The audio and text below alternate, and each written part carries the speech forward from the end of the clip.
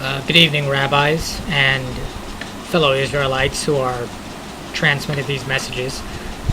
This week we'll be talking about an acronym guild. Start with G. My military campaign will need a lot of money to be installed. As if you don't know, I was contacted by the country Ghana, people from Ghana, Liberia, whichever one, that they were interested in 3 million British pound transfer, which they label as $5.5 million US dollars. I'll have to essentially probably go to Ghana. Now, I might not get the money from these people, but I know that the first step is for me to go to Ghana and see the camps there and the situation there in that country. It's more or less a matter of principle and trying to understand the war-torn countries that there are, that are in a worse state than Israel somewhat. Next is the underworld. Yes, I'm the king of the underworld. I divorced Paris Whitney Hilton, aka Persephone, a long time ago, years back, and we have a new queen as set forth by the president of Queen Esther, removing Queen Vashti from power. Next is the implications. Now, when I was at Vivid Entertainment all those years ago, I did state that my home office was burglarized by the Cyrus clan of Satan, and people know that I'm intent on bringing harm to them. So essentially, if any harm comes to them, any of them, I would most probably be the prime suspect. However, I don't mind implicating myself. All they have is motive. They don't have any concrete evidence. All they have is one hell of a motive, but they'd have no concrete evidence. I do not want to implicate the soldiers that are under me, and I will do everything in my power to make sure they are not implicated. It's just the way I roll. LD is for Lazarus' death. In order for Operation Wrath of Lazarus to work, I have to undergo a spiritual, a metaphorical, an emotional type of death. It could mean that I never set foot in this flat again, in this apartment. It could mean that I never set foot in India again. Essentially burning my Indian citizenship for real this time, not just my passport, and embracing Israeli citizenship for the rest of my life. I have no desire to hold dual citizenship with Israel and India. I can run operations from my ghost site here, from my ghost site wherever I am at. So if you're worried about the choice between Israel and India, you don't have to worry about anything. Because of the way India treated me and helped Persia and America burglarize my home office, I have no intention of staying Indian for whatever reason. Well, that was fast. I thought it would take about 6 or 7 minutes, but it's only been 3 minutes. I'm still trying to quit smoking.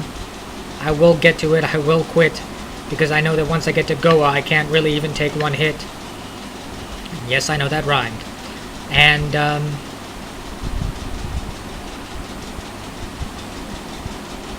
that's about it, I guess, for this week. You know, but I don't want to squander my time. I mean, I have like 2.5 minutes left.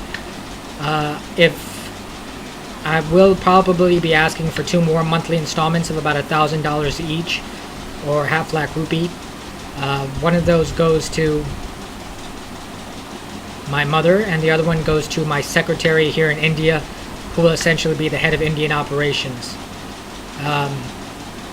below me. She's a nice girl, and she's from Bangalore, so we'll see how that goes. And yeah, I mean, essentially in Munich, the movie Munich, they gave $1,000 to his wife when Avner was in the field. And essentially, this war has been going on for over 3 years now. From the moment they burglarized my home office, it has been war. All the talks, all the diplomatic talks, all the sanctions, those are really second nature. They're not the first nature, and the first nature war has been going on for some time now. Gotta salute the soldiers in the back who are saluting me. And, okay. Other than that, I'm ready to essentially leave this place and go somewhere where I'm more respected.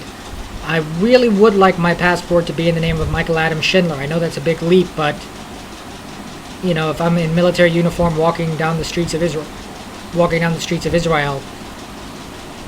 and I get stopped, that name itself will essentially put questioning cops and military in their place. So,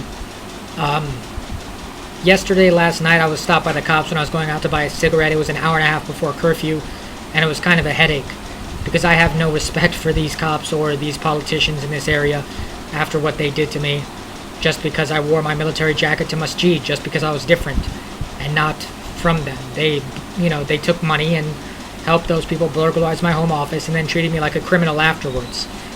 And they acted like, like it was my fault, or like I wasn't allowed to have a private life or a secret life, and it really pissed me off. So don't worry, I choose Israel over India any day of the week. All the days of the week. Okay, good. We got about a minute left. I really would like to meet the rabbis of India.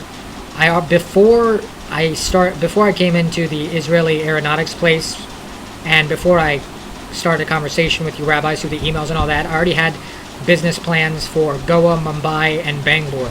And that's 3 out of 4 of your Shabbat houses. I'm throwing Manali in because that's 4, and I don't really have any business, maybe a little business plan for Manali, but not really. But as part of the group, it was a nice way that it run down. I've been to all 3 cities of Goa, Mumbai, and Bangalore. So I do have general business plans for all of them. Get the investors on the line and let them know that we're ready to start building up the different foundation businesses that we're starting.